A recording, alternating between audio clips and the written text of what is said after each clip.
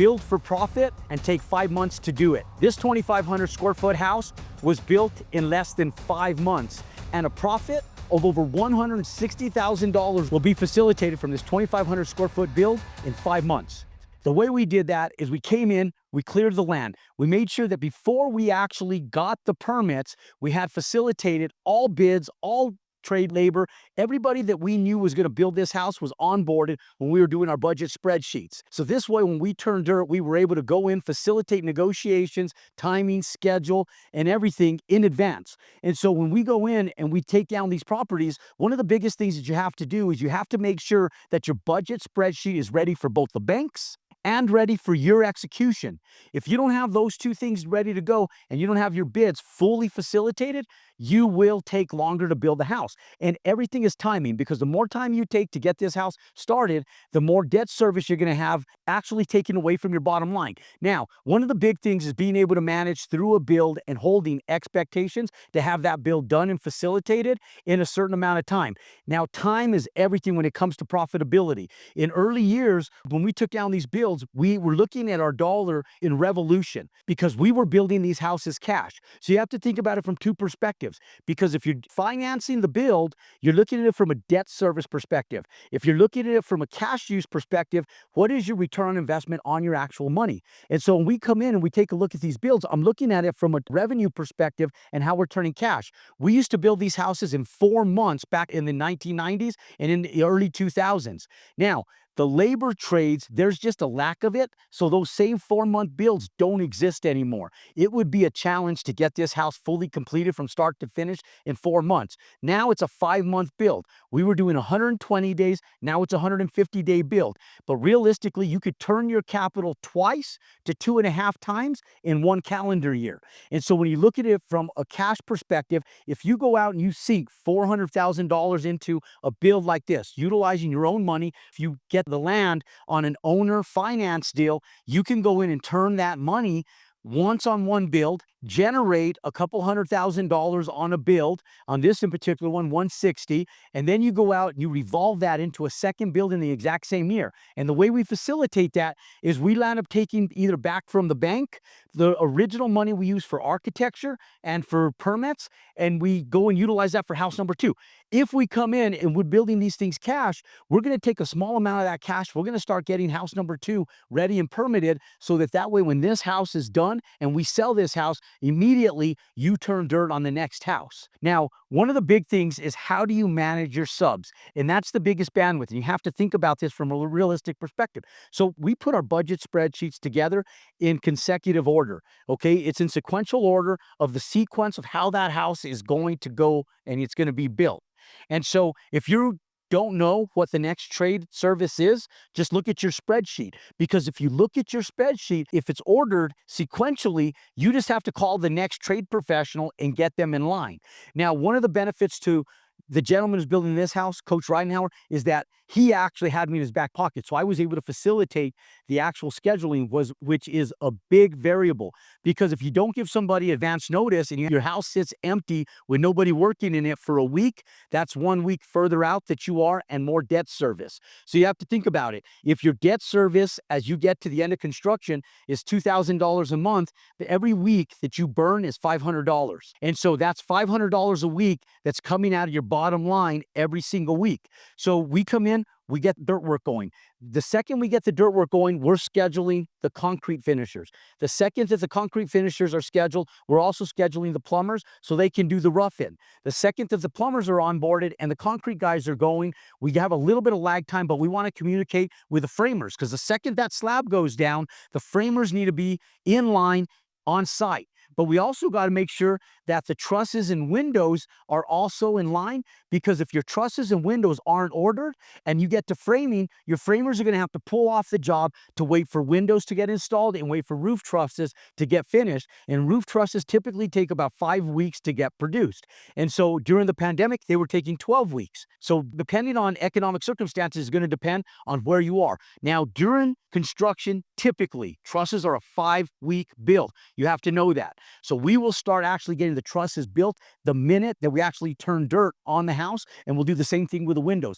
I'd rather have them sitting in a warehouse waiting for me instead of the contrary with me waiting for them. So that when we need those windows dropped, when we need those trusses dropped, it's a phone call and a day or two delivery time to be able to get them on the job site. It doesn't hold back my framers. It facilitates consecutive building time. And then I'm able to go in when the framers are finished and I stack my trades, guys. I stack my trades. I land up going in with the heating and cooling guys first. They're called the tinners. We get all of the heating and cooling stuff done. Then we bring in the plumbers and we get all roof penetrations done. Then we bring in the electricians and all three trades are going at it. And at the same time, we have the roofers on the roof, drying in the roof and making sure that that house is sealed up from rainwater and the elements of the weather. As we're doing that, we're going to go in and get our shear wall inspections, which means that we're going to go in and make sure that our plywood and our shear walls on the actual framing package is done. That is not a frame inspection, but this way we can come in and wrap our house and waterproof the wood. So again, we can take it out of the elements of the weather and Mother Nature and seal that product up and give people the best quality product we can. Now, the second that those trades are done, we're going to go in and facilitate a frame inspection. That way we can come in and insulate our house. The insulation guys have to come back twice. When we come in, they have to come in and they have to seal all their penetrations now based on current energy codes. So we seal up all the floors, we seal up all the roofs, we seal up all the penetrations, and then we go in and we get an inspection. Once that inspection's approved, which is typically 24 hours later, we have them come in and blow and stack all of our insulation, whether you're doing batted, blow-in, or foam.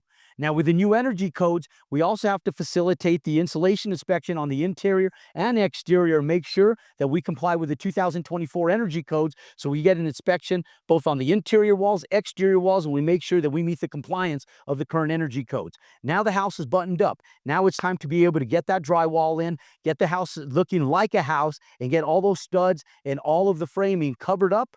And this is where we have to go in. We have to pay attention. Do we have fireplaces? Do the gas lines there? Do we have to get the fireplace set in when we're actually doing the drywall?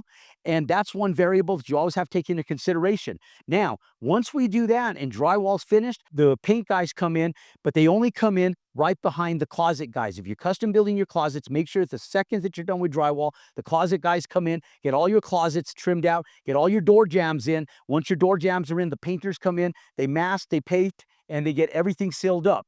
Now, a lot of times I won't even have my painters paint the doors yet. We'll do that at a different variable. When we come in, now the flooring guys come in. Paint's down, flooring guys come in, and the flooring guys go at it. Now we're in a race to get the cabinets in. So the flooring guys come in, and the cabinets have already been ordered. We typically will order the cabinets once the framing is completely finished, before the electricians, plumbers, and heating and cooling guys come in, because there's going to be about a 4-week lag time for the cabinets to get built or shipped to get them on site at the needed time period that you need to have them here when flooring goes down. Now, typically, my cabinets are waiting to be installed for my flooring guys to finish. So it's a scheduling thing. If you have your cabinets waiting for you, you have your flooring guys grout the cabinet areas first while they're still working on the tile. That way, the cabinet guys can come in, set the cabinets while the flooring guys are still working. Everybody's working in consecutive order. This way, they can template the countertops, get the granite moving forward, and now the tile guys can go from the floors to the walls. And once the countertops go in, they can start doing backsplash tile. They can start doing the shower walls, and they can start facilitating the finished construction of trim out on not just the flooring tile, but the backdrop tile as well. Now, all of that said and done, now it's trim out time for the plumbers, electricians, and heating and cooling guys. First, we get the heating and cooling guys in. We get our air conditioner dropped. We get all of our vent covers on. We have our plumbers come in, start dropping the sinks, faucets, along with the granite guys, so that the sinks can get undermounted or overmounted, depending on what you're doing. Faucet holes can get drilled into the granite, and now the plumbers go to work to finish trimming out all of the finished items on their house. Exterior is getting finished coating. Tile, stucco, siding, all of that getting facilitated at the exact same time. Post drywall, the exterior starts getting trimmed out. Now, once the exterior gets trimmed out, either a brown coat, stucco, siding, or whatever material you're using, it's time to start thinking about exterior walls, landscaping, and driveways. That's the next facilitation that you have to think about once the exterior facade is finished on the house. And then the interior gets fully buttoned up by all your trade professionals. Now the finished carpenters coming in, and they caulk, finish, and trim the entire house. Painters come back through for a finished run through to be able to go in, putty up all the nails, make it look beautiful. and everything gets trimmed out, and now it's time to clean the house and put it on the market and sell it, and that's a 5-month process. For more content just like this, to be able to buy land, build houses, and crush 6-figure profits, click and subscribe to our YouTube channel, and make sure you give us some love and a thumbs up. And until next time, go out and compound your success.